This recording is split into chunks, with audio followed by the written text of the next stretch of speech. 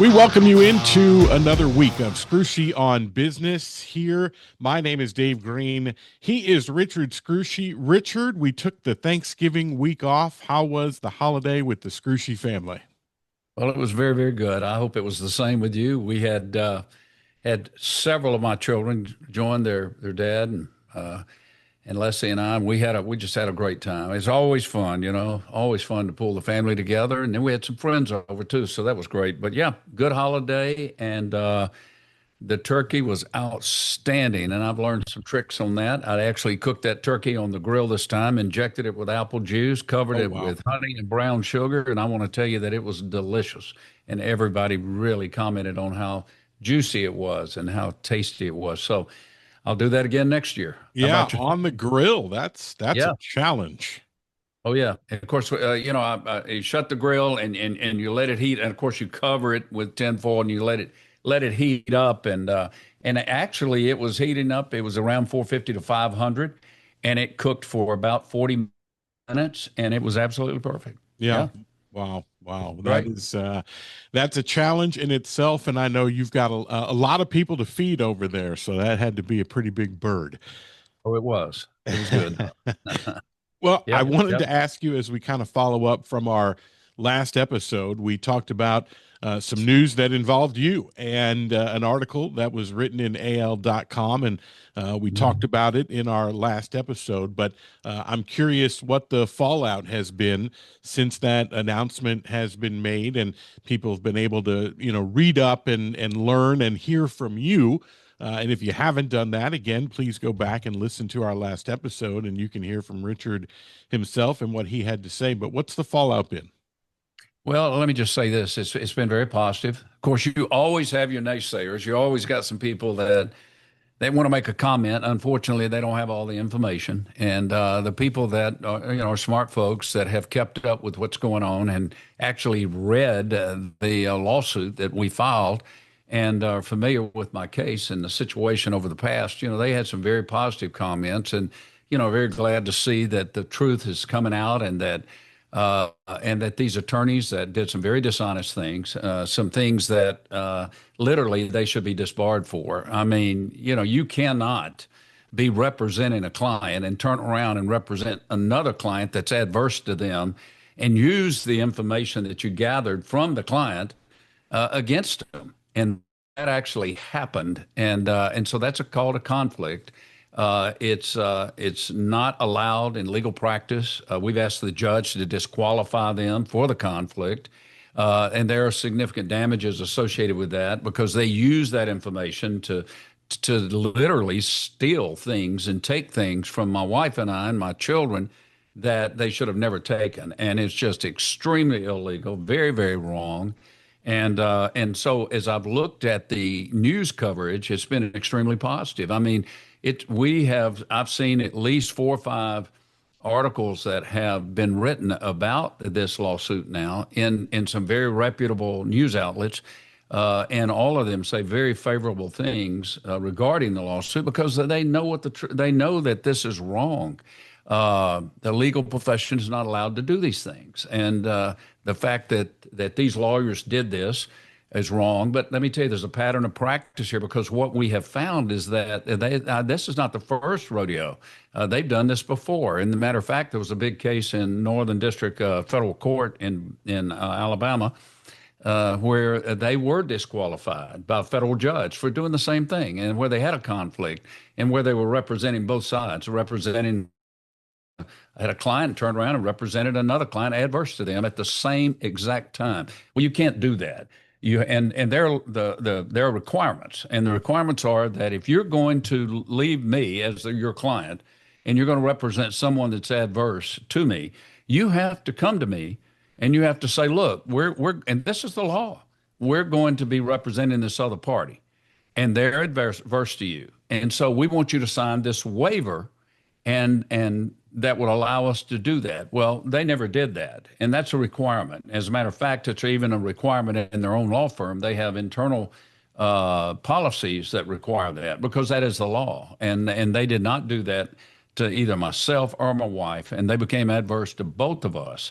in a very negative way. And what they did was just flat out wrong. So yes, we're in court in Birmingham right now, and we have asked the judge to overturn everything that they have done and have them disqualified because they're wrong. And so there's a lot of damage associated with that financially. And I want to say this, Dave, too.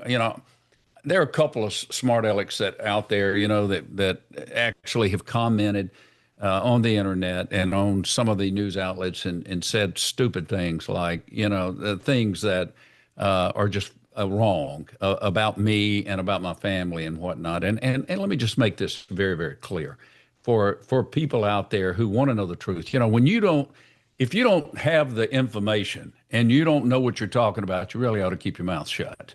And so there are people that have said some things that are just wrong. For example, number one, I went through a federal trial, okay, in a federal court, and there were FBI agents and IRS agents and prosecutors and everyone. They wore wiretapes against me. They did everything you could possibly do to try and find me guilty of something that I did not do, and they were not able to find me guilty of it because I didn't do it. And I went through this trial. As a matter of fact, I was found not guilty on 36 counts that they came against me on. Okay, they were trying to put me away for 400 years. Well, the bottom line is they didn't have any evidence. And I go right back to the closing statement from my fantastic lawyer at the time, Jim Parkman, who said, in closing, he said to the jury, he said, we've been here for 6 months and they've not had one shred of evidence against Richard Scrushy, not even a sticky note, an email, nothing. They wore wires. They did everything. They have no evidence that he did anything wrong. And of course, I was found not guilty on everything. But you know what happens? And I have to say this: the press, when the prosecutors first came out and they put all of this ugly stuff out about me that was not true, and they didn't have any evidence to support it. And they knew they didn't, but they made all these accusations, and they get out in the press and they have legs and they go everywhere. And then all of your haters and all of your people who just want to run their mouth, they go out and they say negative things and they try to expand it, and then they want to hate on you and they say things that are not true. And then when you win and the truth comes out, nowhere are you seeing people come out and say, well, the truth came out and I was wrong. Yeah, I was footnote. So they don't do that. They don't do that. And the newspapers, even in some of the news outlets, because they are so embarrassed of the fact that they reported incorrect information for 6 months or for a year or whatever the time frame was, they don't want to come out and say, oh, by the way, he was found not guilty on all accounts and everything that we said about him or the prosecutor said were wrong. And, when you start looking at the practice of law, and I've got to say this. I mean, there are good lawyers out there, and then there are lawyers that lie. And I was actually in front of a judge it's been probably a year or so ago, and I heard an attorney talking, and he said a whole bunch of things that it was all a bunch of lies. And I said to the judge, I said, Your Honor, I said, everything that he just said is a lie. None of that is true. And the judge said to me, and this is, by the way, on the record, he said, well, this is what lawyers do. And I went, oh, my gosh, it's okay for an officer of the court to lie to a judge? Well, no, it's not okay. It's not okay. But sometimes the judges allow that, and they should not. And they really ought to clean up the profession, and they should hold those lawyers, I believe, and attorneys to the truth, and they should be accountable when they are found out to be lying to a judge in a state or a federal court. There should be sanctions and different things should happen to them for doing that. I think it would help to clean up the entire attorneys legal profession and the reputation of many of the lawyers. And we see this all the time, and how they can create a story out of nothing and something that's not even true without even knowing the facts. Don't even have the facts. It's like I never forget the prosecutors saying he gave them $500,000. He gave the governor $500,000. Well, I never gave the governor a dime, not one red cent. But they kept saying it and saying it and saying it in front of a jury. And my attorney objected, but the judge allowed him to continue to do it. Of course, that judge was dishonest, and he was disbarred and thrown off the bench. Federal judge thrown off the bench because he did some things that were horrible, and they found that he was not honest. And and threw him off the bench. But here we are in a courtroom in front of a jury, and you've got the prosecutors up there saying he did something that they have no evidence that was done. They can't back it up with a check. They can't back it up with a bag of cash. They can't back it up with anything. It never happened. And of course, you have to deal with the consequences, because after you say it over and over and over and over, eventually the jury believes maybe there was some smoke there, so probably was some fire, and they begin to believe it. But we are in a situation where you have things that come out that are just not true. And so, this podcast is about business. It's about starting business, about building businesses. And when you are successful and you build businesses, you see, and you have great success. I mean, you are a target. You can become a target for prosecutors or for plaintiff attorneys, and we see that all the time. You read about major lawsuits against companies all the time. Somebody gets hurt, somebody gets this happens, that happens. They want to blame the company. The companies have insurance. They want to go after the insurance. And sometimes the companies are just not guilty. And sometimes individuals are not guilty, but they end up in a situation where the story that they tell the jury, or the story that they make up against somebody, it's just not true. And I've had a lot of that in my past. And I want to tell you, Dave, I thank God right now today for this podcast so that I can say the things I just said. And I'll tell you why, because you can't get sometimes the press to tell the truth or to say the things you want them to say. So when you do talk to a journalist, a reporter, and you say, well, by the way, I never gave him any money. There was never a check. I didn't bribe the governor. That never happened. Then they will say, well, what they do in the article to balance is they say a whole bunch of ugly stuff about you. And they might somewhere and say, well, he said he didn't do it. You get that in there one line, and then you get all the other stuff. And so then that goes out on the internet, and so it has legs, and so then you got to live with it for years and years and years, because once this stuff gets on the internet, it never goes away. And so that's a real problem today that we have. So I think I've about beat that to death this morning. I think I made my point. What do you think? You did, and I think it's important for us to mention the business lesson that is here. We talked a little bit about this last week, and this goes from the very, very beginning of a person starting their business. Is be careful who you do business with, and advocate for yourself. Ask questions, right? So you now know that one of the things, and it's not just Richard, this is an issue that has happened many, many times with lawyers, and generally it happens the right way, which is that you ask a law firm for help, and the first thing that they do is run a conflict of interest check to make sure that whatever it is you're trying to protect, or the other side they haven't done any business with, or any of their attorneys. And I was one where was given a contact from a very good friend. It was actually a good friend's brother.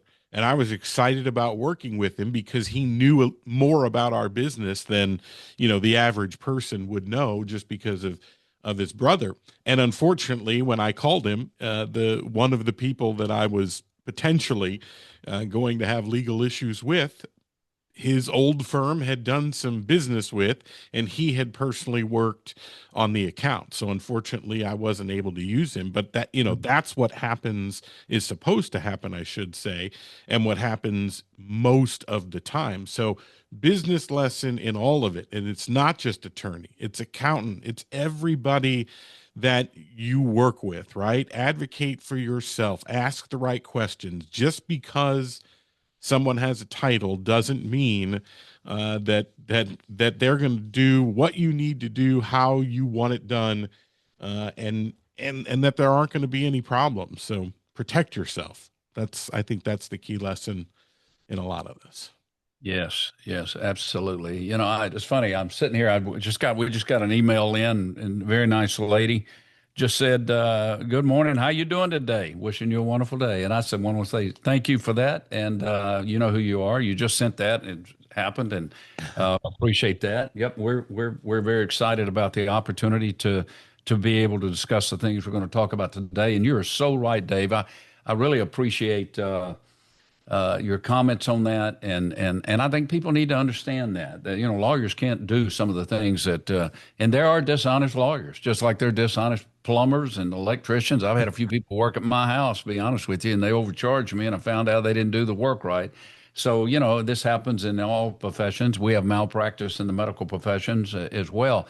I was just looking this morning, by the way, just on that point, at the some of the comments about Encompass. The former company was Health South, which I started, and I was looking at the lawsuits that are coming against them. Everybody wants to blame me for everything. I haven't been there in 20 years, and here they're now being hit with some pretty heavy plaintiff lawyers coming after them for some of the things they've done. But I read in a report here that 34 of the 41 inpatient rehab hospitals that Medicare rated as having statistically significant worse rates of potentially preventable readmissions for discharged patients, 34 of the 41s in the whole United States belong to Encompass. That never happened to me when I was running the company. And I mean, we just didn't allow that because we had processes, pristine audit processes and other things that prevented those kind of things from happening. And it also said that 28 of the 87 rehab hospitals, 65% were for profit, that had worse rates of potentially preventable readmissions to general hospitals.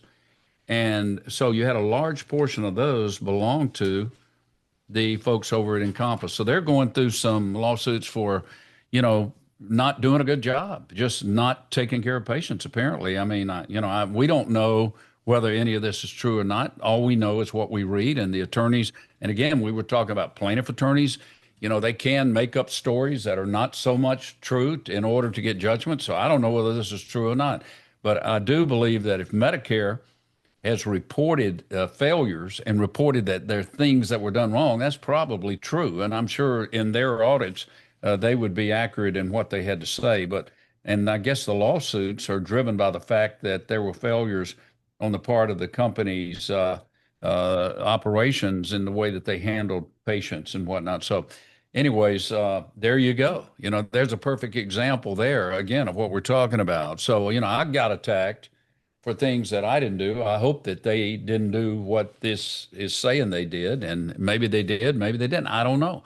But the bottom line is, looks like they've got some lawsuits and they got some attorneys coming against them. And so, we live in a world right now that's very litigious. Just like you said, you've got to take care of yourself. You got to get out there. You got to make sure that if you're building a business, you do all the things right. You follow all the regulations, and especially if you become a public company. Now you got the SEC regs. If you're on the NASDAQ or on the American or on the New York Stock Exchange, they got a whole set of regulations you got to follow there. So there's just a lot of things that, in the business world that you have to take care of. And the legal profession continues in Washington because a lot of our legislators are lawyers, and they continue to create laws that we have to follow. We talked a good bit about Sarbanes-Oxley and what the laws were and how that was created, and that's another round of things that as a public company that the CEO has to deal with. He's signing off on documents saying that they're accurate, and he didn't have anything to do with, he's running a worldwide company, and how does he know? I mean, he has to rely on the people below him, right? I mean, you've got to. You have an organizational structure. You got CFOs, you got legal counsel, you got people running HR, you got people running your QA department, you got audit departments, you got a board of directors, you got, the CEO and the chairman of a company can't even serve on the financial committee of the board. They don't allow it. The New York Stock Exchange doesn't allow that. So they make the decisions about earnings separate. That was another thing that came against me. And these people out there that want to make accusations against me, I was not on the committee that even announced the earnings or even determined what they were, because the New York Stock Exchange won't allow that. We had a guy by the name of George Strong, who was an MBA from Yale. He had been the former CFO over numerous healthcare companies. And he was the guy that was head of that. And then he had under him, others that served on on the financial committee and of the board. And they made the decision with the external auditors, the internal auditor, the CFO of the company, and the controller of the company as to what the earnings releases were. I was not even allowed to be in the meetings. So then I get accused of putting out false earnings, and I didn't have anything to do with that. I couldn't even have input to it. And then they would come out of the meeting, and I'd be sitting in my office by myself, and they would come out of the meeting and they would say, "Okay, we've had our meeting with the auditors, we've had our meeting with our committee, and we're going to release X amount of cents per share for this quarter," and that was what it was. And I was never in a position to say, "Oh no, I'd like for it to be more, or I'd like for it to be less." That was out of my control. I had no input. I was not even allowed to be the meeting. But when they wanted to claim there was an issue with the earnings releases, they wanted to blame me. And so I'm the guy, the buck stopped with me, even though I didn't have anything to do with any of that. I had to take, I took the hits. So when they're out there, some knucklehead, by the way, keeps saying, on the podcast, is Richard teaching them how to set up two sets of books? Well, that's ridiculous. I didn't even set up the books. We have one set of books. You have major accounting firms like Ernst and Young was the accounting firm for us, and they're the ones that handled the books. I didn't handle the books. I'm not an accountant. That's the stupidest thing I've ever heard. But people that want to be naysayers and want to say ugly things and don't have any information will get out there and run their mouth like fools and make comments. And we see that. And we see that in the press. And we even see reporters sometimes that don't have knowledge enough to even understand the rules and the regulations of running a big company, the SEC, the New York Stock Exchange rules. How do you do this? Who's in charge? What are the committees that are required, to run a big public multi-billion-dollar company? And it's a very complex situation. And yet they want to comment and make comments about what happened. And yet they don't know any of the infrastructure rules. They don't understand how any of it has to be put together. But yet they're out there running their mouth. And that stuff goes out there and it goes all over the news and everybody reads it and then they make their own decisions. So this podcast is very, very important. And that is to get to the truth and to be able to talk about those kinds of things that people don't understand. There are a lot of young people right now in business school out there, and they're learning a lot about things because they want to go start a business. They want to build a business. And the bottom line is, what we can do here, Dave, is we can talk about things that they're probably not going to be taught in business school. And they're probably not going to experience until they get out into the real world. And if they do ever build a public company, there'll be an onslaught of regulations and information that will hit them. And if we can kind of just put as much as possible out there and talk about it, I think we're doing I think we're doing a good thing for those people that do watch our podcast and just sharing information about the complexity of the world out there. When you make a decision that you're going to build a big multi-billion-dollar business and you're going to take it public, there's a lot of things that go with it. It's not all fun. It's not all easy. The rewards are great, but it is a lot of hard work, and there's a lot to learn. Nope, that is absolutely the case. And Richard, speaking of big business, before we get into our questions this week from our listeners, I want to tell you about a new sponsor, and that is DraftKings. One touchdown, as you know, can change everything. The crowd, the momentum, the game, it never gets old. And you can feel that same rush with DraftKings Sportsbook, an official sports betting partner of the NFL. And if you're like me and you are in Missouri, listen up. DraftKings Sportsbook is now live in the Show Me State, and here's the best part. New customers can bet just $5, and if your bet wins, you'll get $200 in bonus bets instantly. Here's what you have to do. Download the DraftKings Sportsbook app and use our code Scrushy. That's code Scrushy, SCRUSHY. Bet $5, get $200 in bonus bets if your bet wins. That easy. It's in partnership with DraftKings. The crown is yours.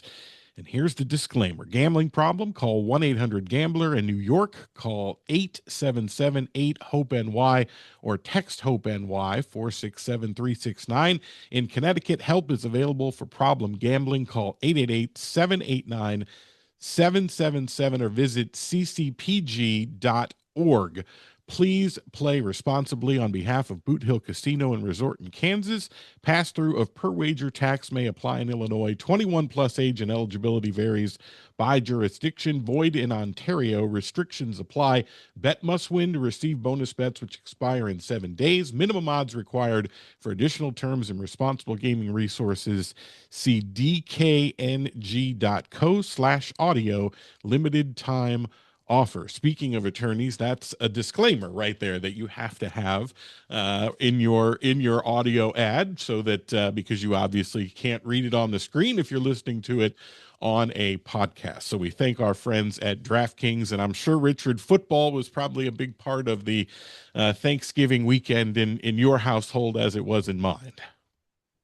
Yes, football is big in our lives. We have this great relationship with Troy University, and we're really excited about that. And we've been working with Troy University for many, many, many years. I had my uncle, who I was named after, Richard Scrushy, attended Troy University, and he was president of the student council when he was there. And his wife, she ended up being the superintendent of the school system, and she got her doctorate. And Carol Scrushy. And so we have family that was there. I have cousins that went there. And so we're big Troy Trojan fans. And by the way, Troy is they're the Western division of the Sun Belt Conference now, champions. And so we're excited about that. They'll move on to the next level of playoffs, and we will be, rooting for them. And of course, my son is there. My daughter graduates here in the next, matter of fact, next Friday.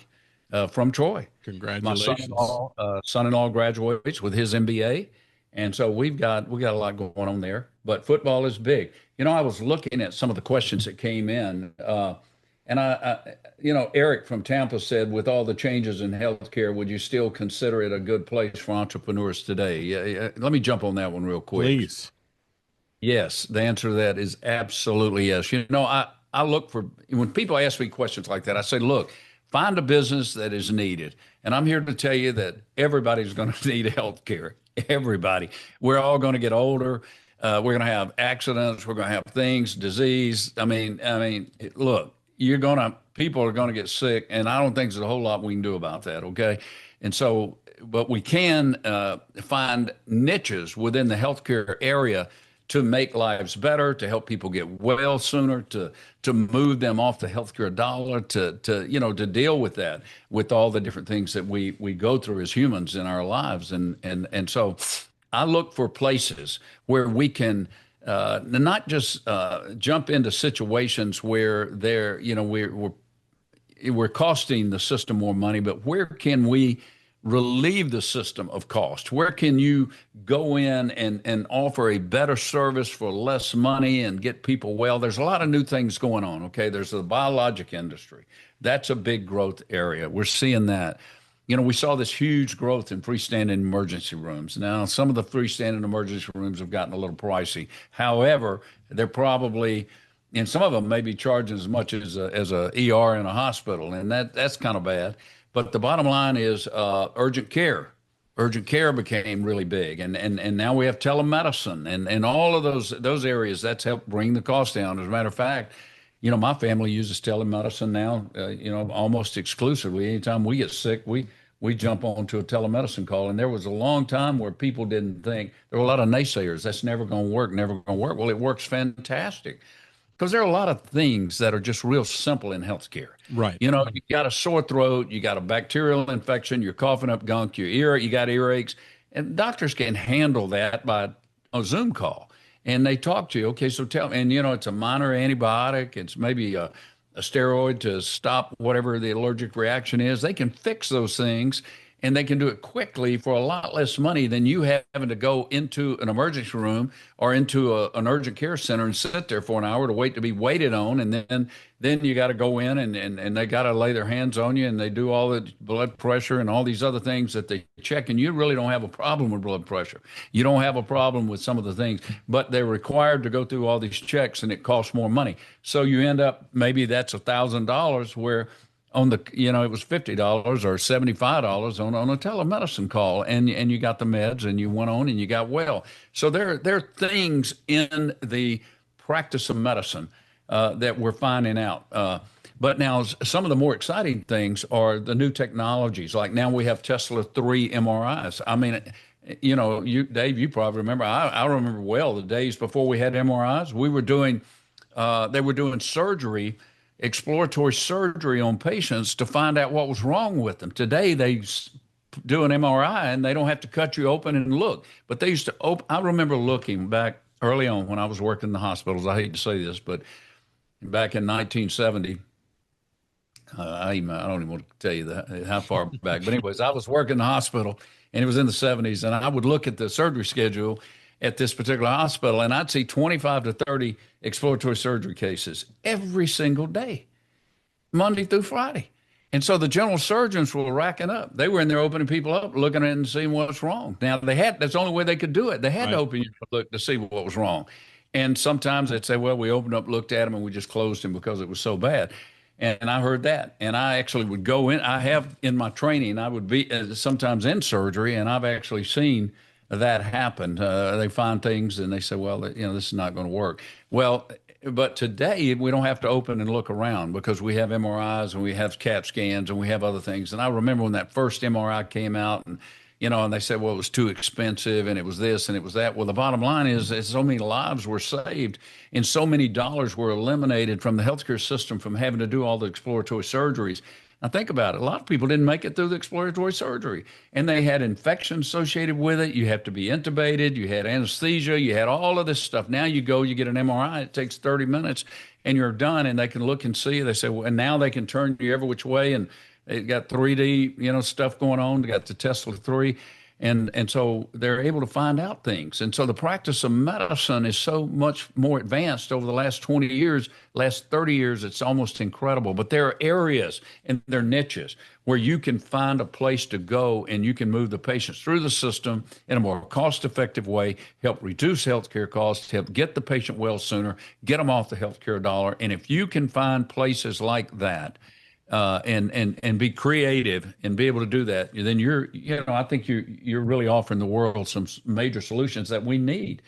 And then, of course, you're never going to get away from having some hospitals. You're never going to get away from having diagnostic facilities, freestanding surgery centers, all of these things. They're very, very important in terms of being able to take care of the patient population. So, yes, I would say to Eric from Tampa, I would say that if you're an entrepreneur and you've got ideas that you can achieve the things that I've just talked about, healthcare is a good place to put it. Put your time. Yes. Here's another question. You started out in your life in the medical field with that mindset that you were eventually going to be an entrepreneur in that space, and you talked about how, you know, you learned on the job. And this question from Ray in Atlanta says, how do you teach younger employees to develop that ownership mindset as the founder? If you're, you know, working with younger people, can you teach people that, or does it have to just be in you? Well, I think that probably need to dig into that question a little bit more. Are we talking specifically about if I had a healthcare company and I hired young people, getting them to have an ownership mindset within that company? I think it's any company, but yes, use that as an example. Okay, if you use that as an example, I think that's all about leadership and communication. You know, one of the things that I tried to do in running Health South, and I think I did it quite well, and that was to make sure that we had a stock option program in the company, and we were able to give those stock options to our employees, and as kind of a benefit for your success or for your assistance in helping us grow and build the company. We would give annual awards out. So, and when I was a young guy back a few years ago, and I was at LifeMark Corporation.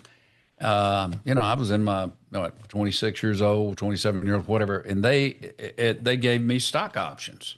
Okay, because we were a New York Stock Exchange company, and I worked very, very hard to be successful in that company, and they rewarded me with stock options, and even stock. I even got. I remember one year they gave me an award of stock. Just gave me a certificate, and it was stock ended up being worth a lot of money, and so because of the work that I did, it was kind of like a bonus. And And I learned from that because I was highly motivated because now I felt like I was part of the company. I was an owner.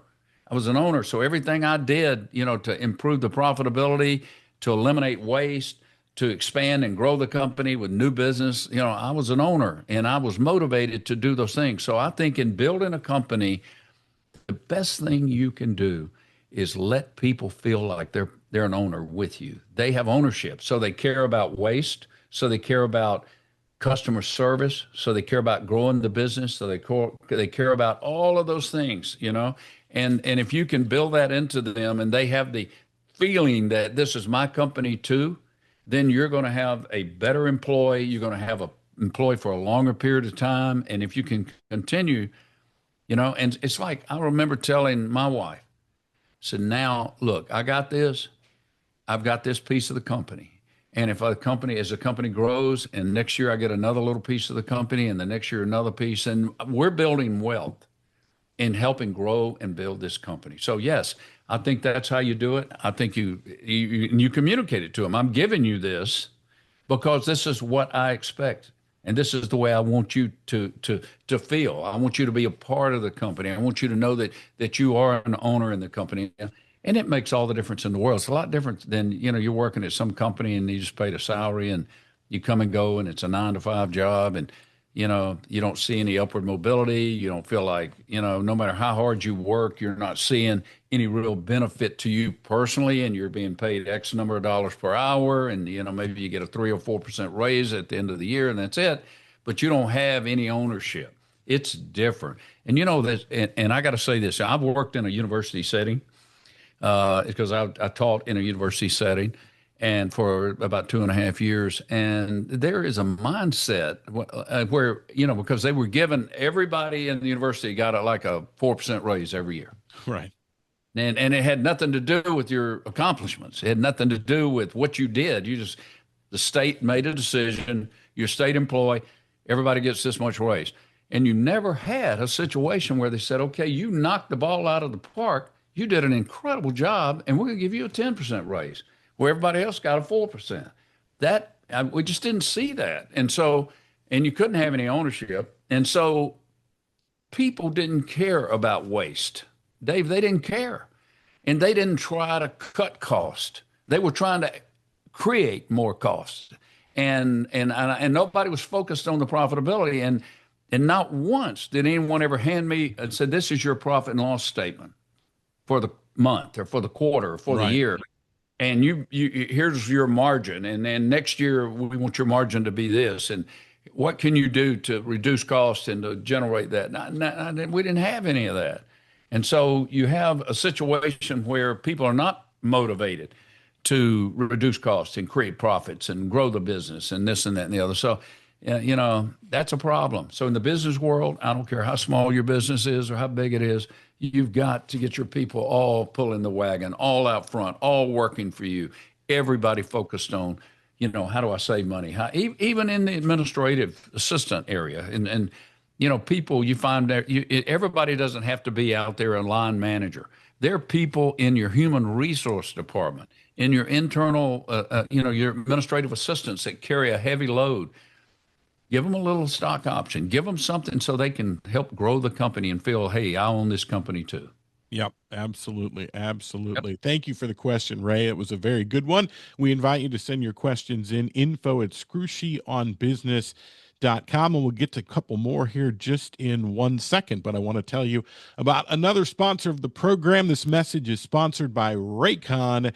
And I tell you, if you're looking for a holiday gift, I've been using Raycon's Essential Open earbuds, and honestly, they're so good. I can play my music and I can still hear what's going on around me. It's perfect for the gym when you're out walking. And right now they've got up to 20% off for the holidays.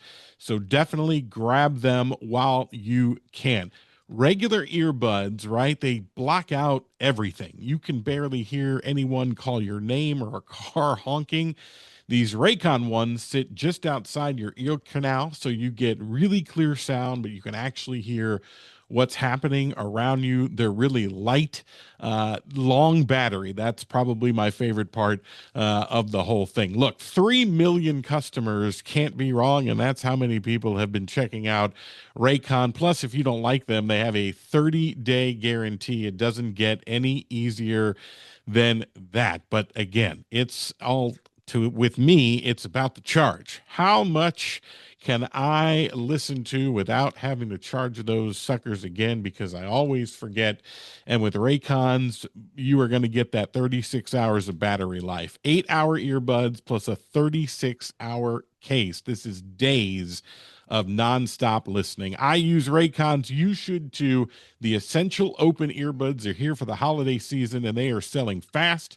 Raycon audio products are up to 20% off this holiday season. Go to buyraycon.com/Scrushy open to save on Raycon audio products site wide. Order by December 15th. Get that guaranteed delivery by Christmas, because great gifts shouldn't show up late. One more time, up to 20% off. Buyraycon.com/Scrushy open to save site wide. And we thank Raycon for sponsoring this episode of Scrushy on Business, with the holidays just around the corner. Let's get back to some more listener questions. Richard, one from Omar in San Francisco. If you could go back and give your younger self one piece of business advice before becoming an entrepreneur, what would it be? Well, that's a tough question. That's probably one of the hardest questions, that you could ask me. But I think, as I look over my business career and the mistakes that I made, and I did make mistakes, and we all do. I mean, we're just human. You'd be lying if you didn't say you made mistakes. And I'm sorry about some of the things that I made. And I tried to be as as good as I could to the people that work for me. And in some cases, I think I was too good, and I probably trusted some that I shouldn't have trusted, and it got me into some trouble, and caused me some problems. And so I guess I would just say trust. And you're trusting of people. You got to go deep before you really turn true trust over to them. Really study them, check what they're doing, check behind them. I let some folks do some things in the company that I really believed in them.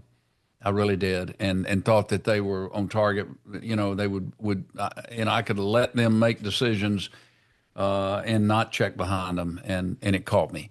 So I would just say be more careful. And today, even in all the things that I do today, when I'm talking to people and whatnot, just in life, I'm a little bit skeptical sometimes, and maybe I was naive, and and I got caught up in the excitement of growing and building a business, and I let some things slip that shouldn't probably have slipped.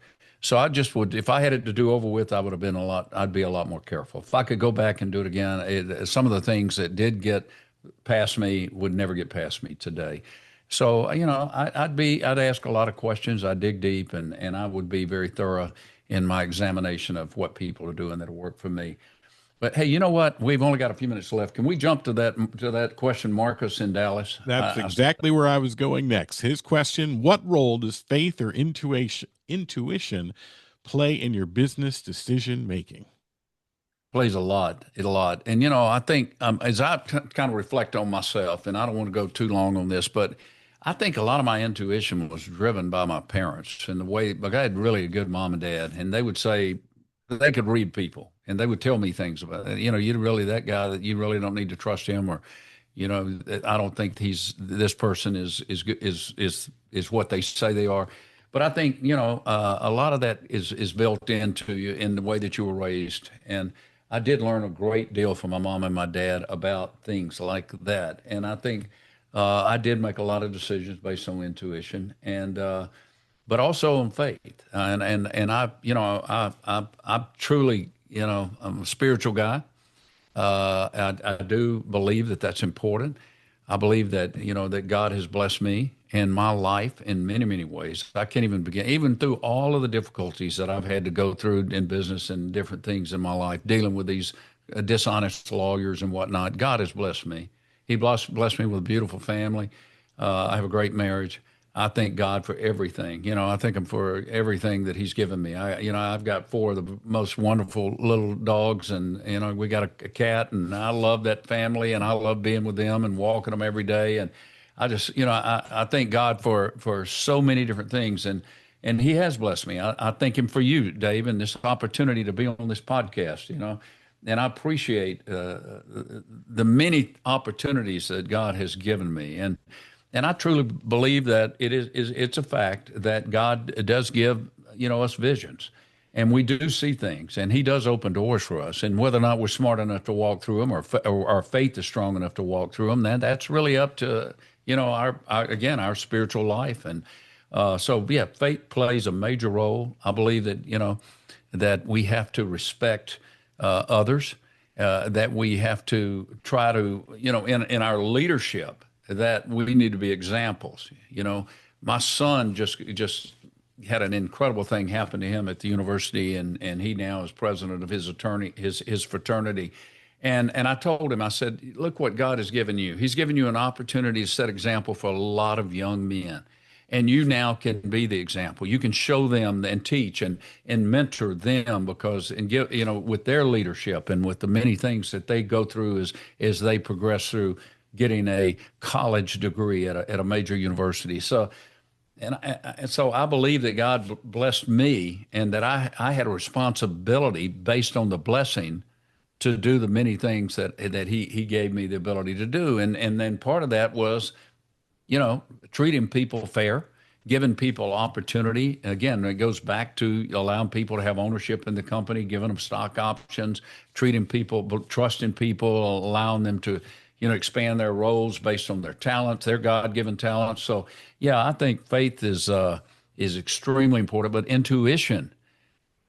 Look, hey, Dave, I have met with some people, and I said, man, there's no way I'm going to hire that guy. You know what I mean? There's no way I'm going to do business with that guy. I've walked out of business meetings before because the people asked me to do things that were not right. I could tell you some crazy stories where I set people talk to me about doing things that I felt were dishonest and would result in bad results. And I just said, no, I'm not going to do business with those people. And I had to leave. And that was intuition. I felt that. I sensed that. It wouldn't. When I went into the room, it wasn't right, and it almost was like a demonic presence or something. You feel it, and you say, "Well, wait a minute, this ain't right," and you didn't do those things. So, yeah, faith, intuition plays a major role as you and you ask for those things in your prayer life. I would ask, God, show me these things, open my eyes, give me vision, allow me to be able to sense these things and know what's right and what's wrong, and help me to make the right decisions to move in the right direction. So I believe that's important. I think a strong prayer life, and I think you follow those intuitions. If you have that faith and you are spirit filled, you're going to probably make the majority of your decisions are going to be the right decisions. So yes, my answer to that is yes. I think that's a great spot to end it for this week Yep. on Scrushy on Business, and we will talk to you next week. info@scrushionbusiness.com if you have questions that you'd like to get answered from Richard Scrushy. We will see you next week. Thank you all for tuning in.